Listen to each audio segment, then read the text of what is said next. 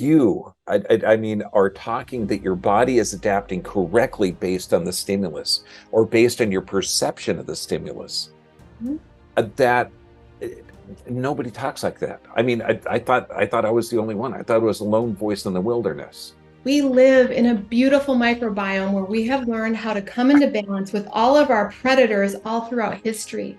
And now all of a sudden we have this spike in mold and Lyme and virus illness as if in our entire history we didn't have those things before. I had enough intelligence from my training to be like, there's got to be something else going on. Like, what is happening?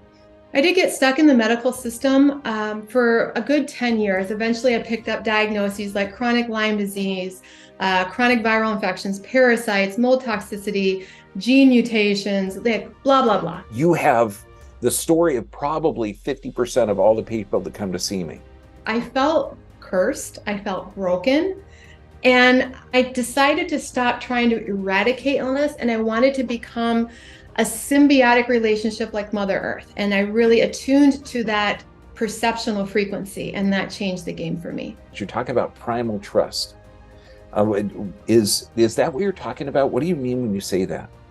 It's a trust that nature has an intelligence and that we are part of that intelligence.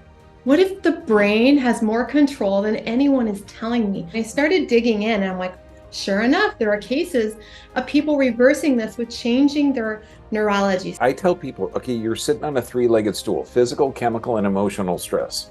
You have to address all three, otherwise healing cannot occur. And disease is really the body adapting to this.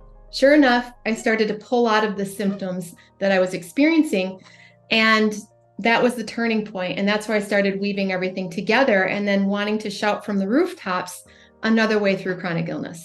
You are going after the source of how the body regenerates. You regenerate tissue faster than you break down. That's called health. You break down faster than you build. That's called a lack of ease. I'm sorry, disease.